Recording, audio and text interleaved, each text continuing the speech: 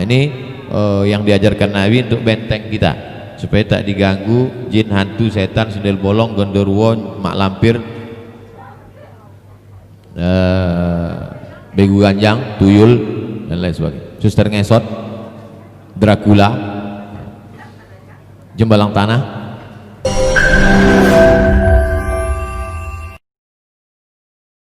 Jangan lupa subscribe, like, and share. Dalam kehidupan ini kita hidup berdampingan antara manusia dan makhluk gaib, bukan makhluk gaib, jin maksudnya. Gaib itu tak datang, kalau datang hadir. Makanya kalau di kelas dipanggil Abdul Samad, hadir. Fulan, gaib. Gaib itu artinya absen, tak ada dia, tak hadir. Namun ketika makhluk gaib melakukan gangguan dari hal kecil hingga menampakkan wujudnya, sedikitnya banyak kami terkejut, banyak kami takut. Bagaimana Pak Ustadz cara membentengi diri agar tak takut dan membuat mereka para makhluk tersebut melemah bahkan hilang? Saya udah 43 tahun umur saya, belum pernah nampak hantu lagi.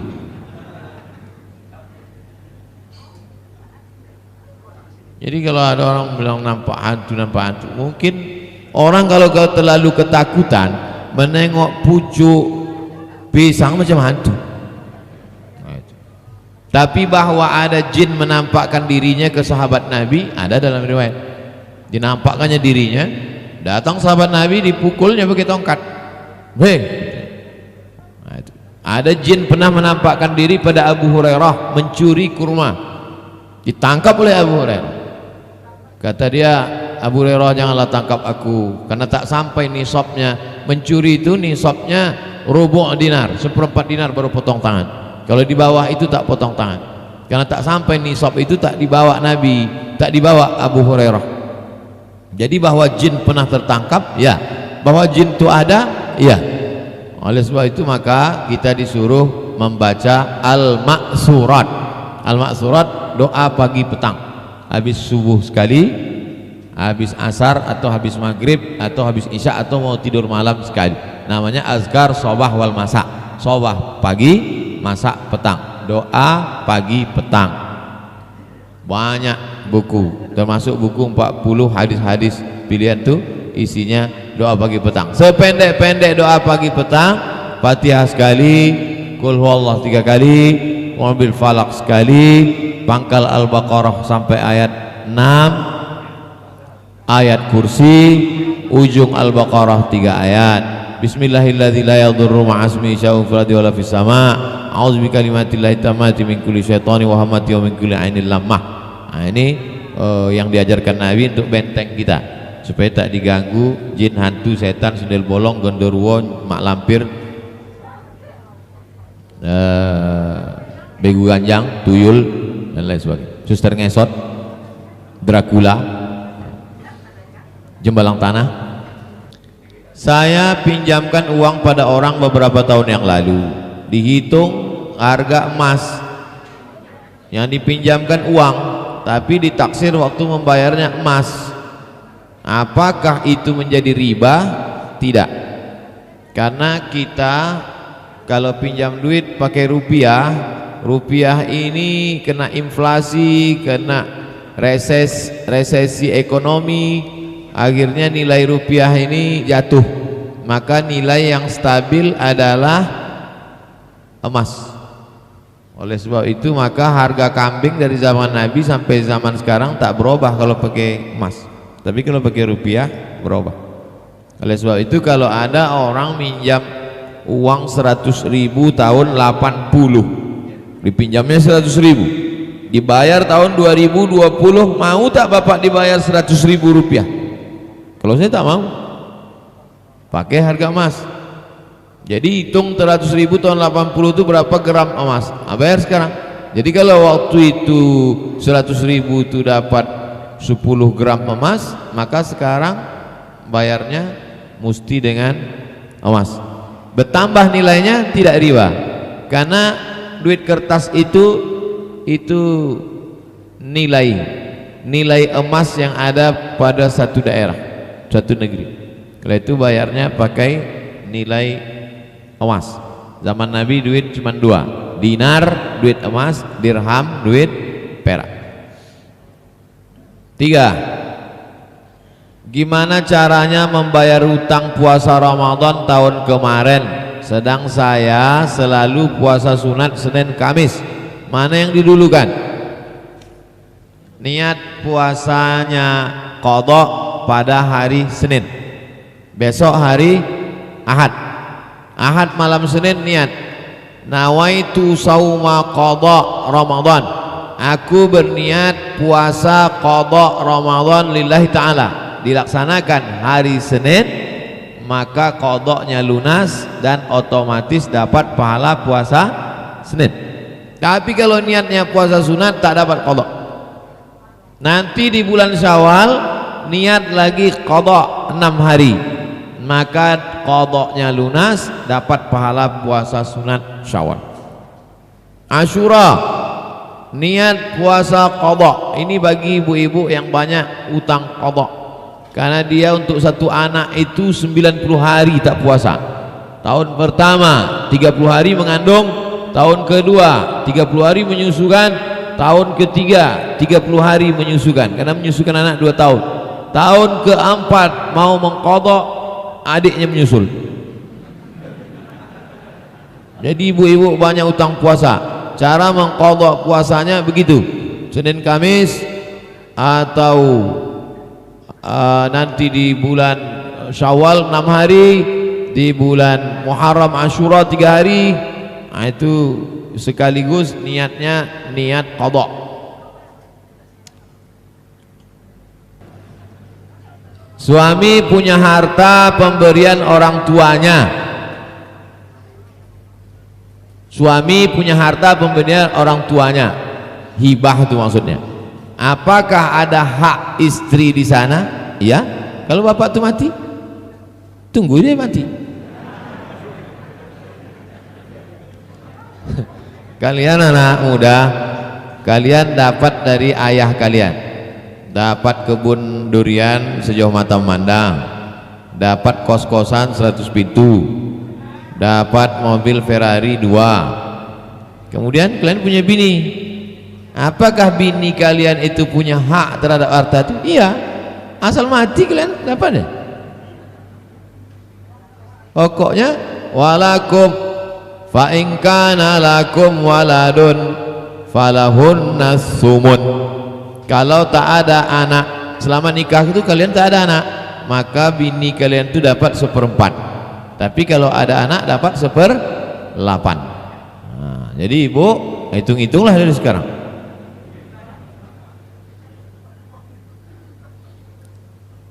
Semoga Ustadz selalu sehat dan panjang umur. Amin. Sedikit ingin pencerahan dari Ustadz. Banyak pun tak apa-apa. Bagaimana pendapat Ustadz orang yang rajin ibadah tapi suka menonton video porno? Ini namanya STMJ, sholat terus maksiat jalan. Man sholatuhu lam tanhahu anil fahsya wal munkar falam yazad illa bu'dan. Siapa yang sholatnya tidak mencegahnya dari perbuatan keji dan mungkar, maka dia makin jauh dari Allah. Semua ibadah ini ada visi misi, ada target, ada yang mau dicapai. Puasa itu apa targetnya? Ya ayyuhalladzina amanu kutiba alaikumusyiyamu kama kutiba alal ladzina min qablikum la'allakum tattaqun. Salat itu apa targetnya? Inna sholata tanha 'anil fahsya wa munkar. Haji itu apa targetnya? Fala rafasa wala fusuqa wala jidala fil hajj. Jadi target dari semua ibadah ini adalah kurban. Apa targetnya? La yanalallahu luhumuha wala dima'uha walakin yanaluhut taqwa. Khutbah Jumat, apa target dari khutbah Jumat itu? Usikum wa nafsi. Itu target dari semua ibadah. Jadi sama macam orang diet. Saya kenapa gagal diet saya ini Pak Ustadz? Cemana kau diet? Saya tahan makan dari pagi, sarapan tidak, makan siang tidak. Terus kalau saya berhasil sampai tenggelam matahari, saya kasih saya hadiah 3 piring malam. Atur lah tak berhasil. Insya Allah November 2020 saya akan menikah, namun dalam prosesnya banyak sekali kendala antara kedua belah keluarga. Apa tandanya Allah ridha dengan rencana pernikahan saya nih Pak Ustadz?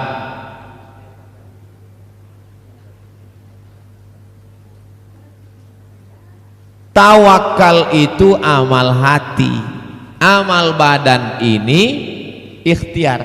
Jangan salah pasang.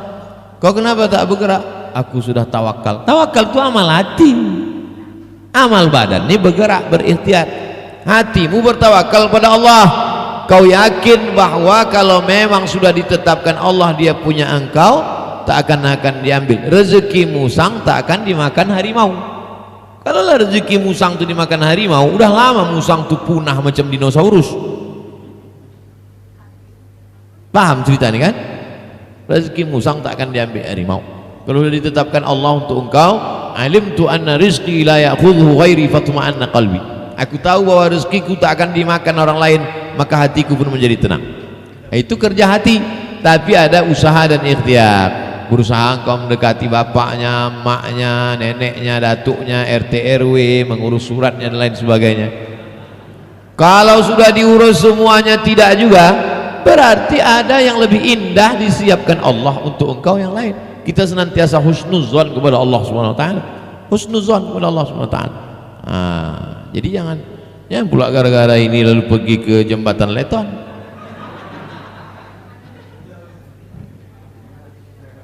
Alhamdulillah 1 bulan ini kami berzikir dan berdoa jahar. Subhanallah, subhanallah, subhanallah, subhanallah.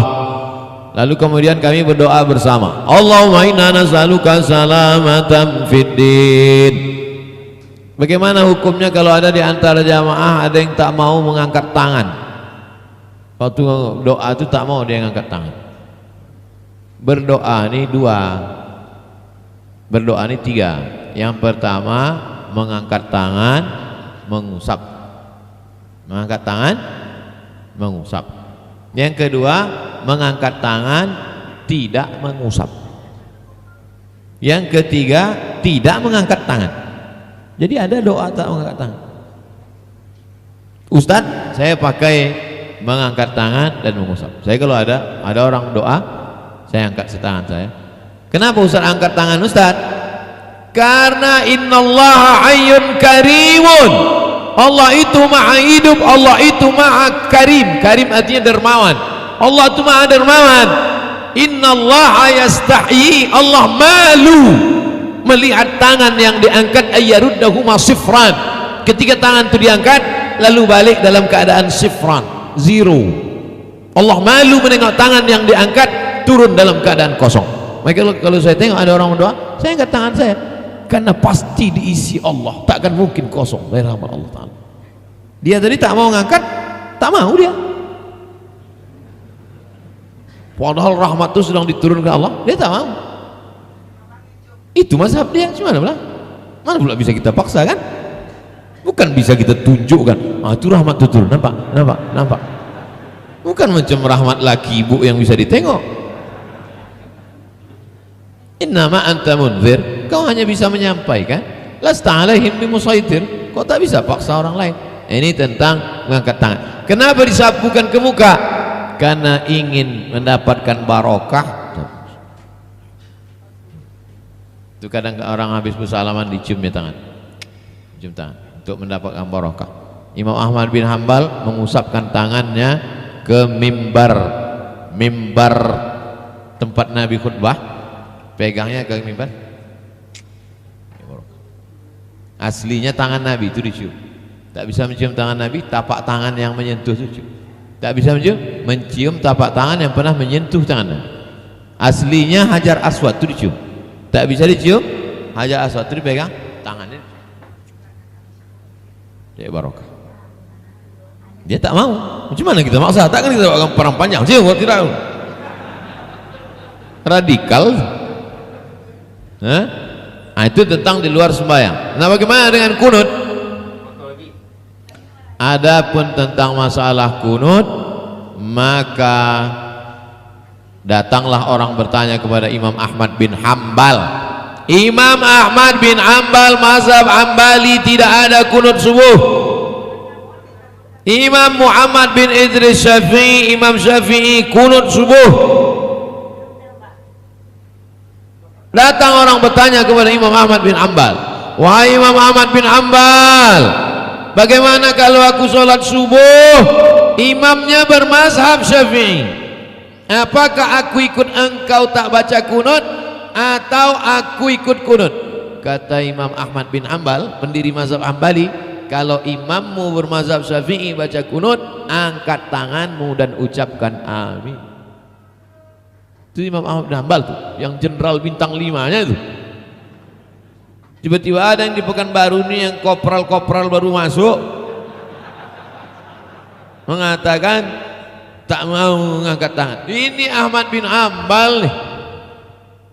Meninggal Imam Syafi'i di Mesir tahun 204. Imam Ahmad bin Hambal masih hidup di Baghdad sampai 241.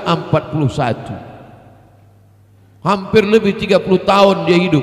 Apa kata Imam Ahmad bin Hambal Hambali, walaupun mereka berbeda pendapat tentang kunut subuh? Da'autu lis-Syafi'i fi salati. Kudoakan Syafi'i dalam salatku 40 sana, 40 tahun. 40 tahun kudoakan Syafi'i dalam salatku. Nih yang jenderal bintang 5 nih mendoakan Syafi'i yang kunut subuh 40 tahun. Dalam salatnya doanya, Rabbi fili wali walidayya wali Muhammad bin Idris Asy-Syafi'i. Tiba-tiba sekarang hanya karena kunut subuh, jangankan mendoakan, menengok pun tak mau, ditegur pun batang hidung tak menyaut. La ilah, musibah. La taj'al musibatana fi dinina. Jangan jadikan musibah kami dalam masalah agama.